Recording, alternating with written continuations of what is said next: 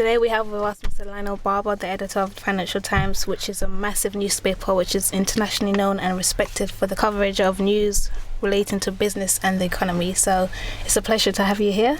Great to be here at the Harris Academy. Yes. So we're just going to ask you a couple of questions. We know that you're the editor of the Financial Times, and we just wanted to know what your job role was, what you actually have to do. Well, Sandra, what I have to do is, first of all, manage people and journalists. It's a bit like herding cats. They're very individualistic, so I have to manage talent, and I have to motivate talent, and I have to have a sense of what the most important news stories and big themes are, and have a view of the world. And I have support for that, but I have to have my view and discuss that with journalists, and then figure out how we're going to cover the news on a day-to-day basis. Third, I have to manage a budget. I'm given a budget, an editorial budget. So not wasting money is important, working out how to spend money.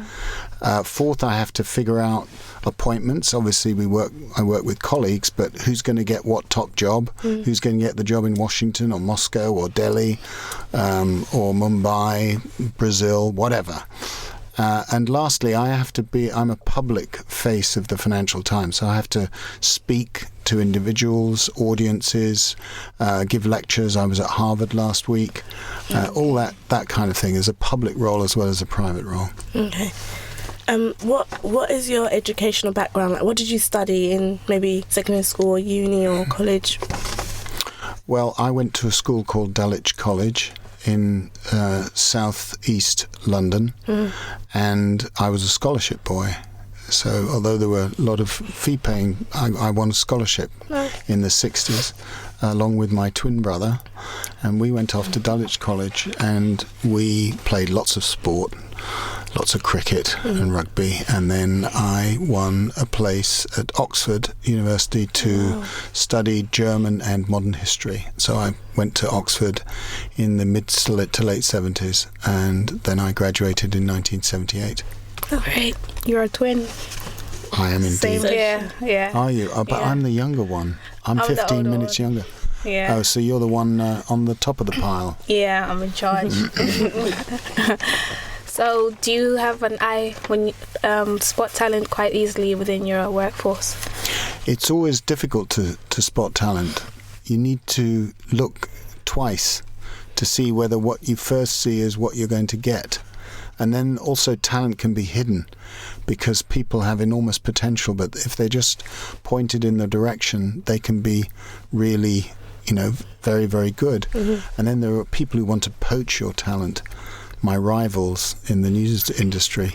So you have to manage talent, make sure that they want to stay with your organization. So it's not just about money, it's about giving them a great sense of what their career can do and having a strong culture, so they want to stay. Obviously you work in an environment where there's a lot demanded from you, so do you find that quite difficult to manage sometimes? The most important thing I've learnt to do is to delegate. So I have very good people around me. I have a very good deputy. In fact, he's somebody that I worked for when I joined the Financial Times 25 years ago. I worked for him, and he now is my deputy. So that when I go away, and I've just been on a big trip to India, Pakistan, South Africa, and then just last week in America, he was running the paper, and I'm not bothered, and I trust him to do it. So that way I can deal with these responsibilities. But I don't hide the fact that it can be quite stressful, and it's a big responsibility, but it's also a great privilege. Okay. When you go to all these countries, what do you actually do? Because I've heard you speaking about lots of places you've been to, but what do you actually do once you get there? I interview the political and business leadership. Okay. So in India, I've interviewed the Prime Minister, Manmohan Singh. I interviewed some of the billionaires in Mumbai. And then I'll go and see some of the politicians. I was in Calcutta interviewing a lady who's was about 5 foot tall and spoke at about 100 miles an hour. Big populist agitator type. And I do that, and then I give speeches. So I'm a public figure, and I'll give a talk on the world economy or on Europe or something. And then I will also have some private meetings where we can discuss, and I'll get a sense of the country. But that's what I do. Okay. Where have you been and you think you've enjoyed the most? Or 'cause when you go there, do you just do it just for the business, or sometimes you just go around for your own personal enjoyment sometimes? Well, I do. I've lived 10 years in America, and I lived in Washington first, and then in New York, which I love. It's my favourite city in the world. It's so exciting there. And I also worked as a student. I won a fellowship in California and near San Francisco. So I love America. But when I do these trips, I always make sure that I do something different. So in Mumbai, for example, I went into the slums, and my wife was with me at the time. So she's a criminologist. So we both walked for 3 or 4 hours in the slums, and then last year I was in Brazil, Colombia, and Argentina, and in Sao Paulo in Brazil I also went into the slums, because that's the way you see how normal people are, not just meeting the politicians. Do you love your job, Mr. Barber? Well, it's hard to think of what else I could do that I like so much, because it's so different. I mean, if you can imagine that you go to meet the very top people, and you can travel around the world, and you have a very respected newspaper like the Financial Times, and obviously we have a website too, so that's very important, and that's developing, and it's a truly global publication. It's a global business, and when you're respected around the world, that's really very enjoyable. And then I like to write occasionally, so I'm actually writing a diary about my time in India and Pakistan, and it's quite fun to do. Do you think that you make a difference in everyone's life, like as your role? Do you think you contribute to a greater generation? Well, I think that the Financial Times does an important service in reporting what's happening in the world economy and in financial markets, which, as we know, we've seen the events of the last 3 years or so, where you almost saw the banking system completely collapse, and this impacts everybody's lives. So understanding how this happened, why it happened, and what to do about it, we've been very good, I think, and it's delivered important service in explaining this and offering prescriptions. So in that sense, yes, I do think we do some good. I mean, we're not always popular. We'll write stories that some people won't like, but that's part of our job, and it's very important in a democracy that there is a free press, and politicians and people may not like it, and sometimes we make mistakes, but freedom of expression is absolutely essential in a democracy. Do you know do you have any stories that people didn't like very much? Do you have like a main one that was actually that went like maybe out of proportion or something? Well, we've occasionally written things where people feel that they haven't been treated quite right, and if we've made a mistake, we'll apologise. We don't make that many mistakes. I don't think Gordon Brown was very pleased when we didn't support him in the election. Oh yeah, I was going to talk about that. In fact, I know he wasn't very happy. Did you speak to him did you ever get to meet him? I've met him several times. Oh. What kind of person is he? He's a man who is very passionate. He cares a lot about helping ordinary people. He is not very good at dealing with people. He's a bit impatient. His people skills are not very strong. You can tell. Yeah. And he can be very, he can be a little bit intemperate. But what his friends say, and I've known him for 30 years, I met him 30 years ago in Scotland, is that he cares, and that's why he's passionate. That's what I would say about Gordon Brown. So why did you choose not to support Labour this time? Well, we felt that the most important reason, I think, was that it really was time for a change. The government we'd had three premierships of Tony Blair. He'd won 3 elections. Then Gordon Brown had taken over, and so you'd had someone who's in power for 13 years, and the government was tired, and people were tired of the government, and they'd run out of ideas. And I think, therefore, it was important that somebody else was given a chance to take responsibility for running the country. And I think, second, that we had some questions about the level of public spending under Gordon Brown's government and the size of the state. There is a very important role for the state, but you don't want to crowd out private enterprise. It's very important that people in private business get a chance. And so for that reason, on balance, and it was a vigorous debate inside the Financial Times, we decided to support the Conservative Party. But when the election was, it was very close, we then said there should be a coalition.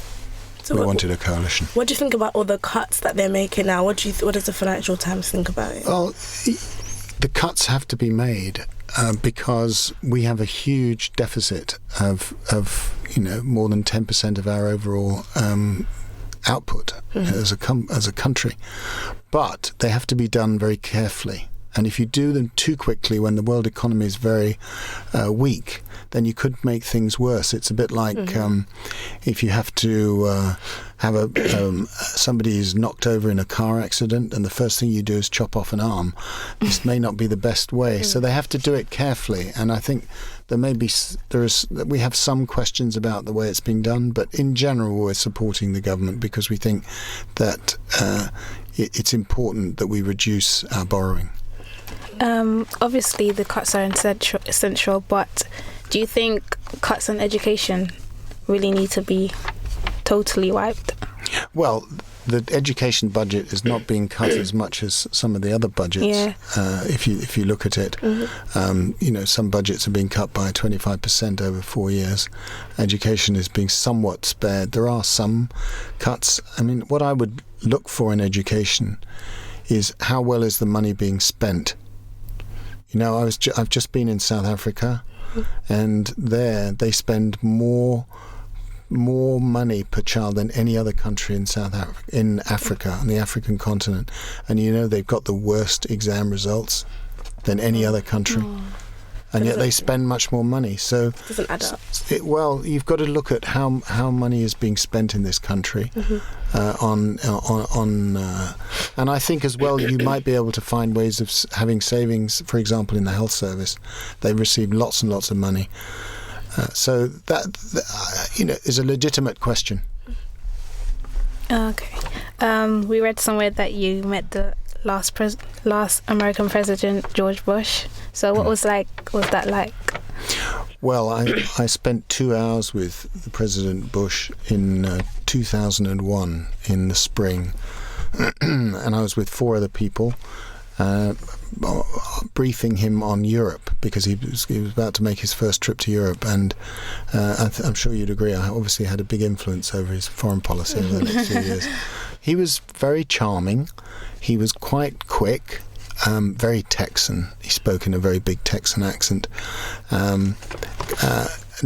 He was not stupid. Many people think he's stupid because some controversial decisions like invading Iraq. But he was quite. But he wasn't particularly reflective. He wasn't particularly deep. So he was clever, but not particularly deep. Do you usually advise people in power?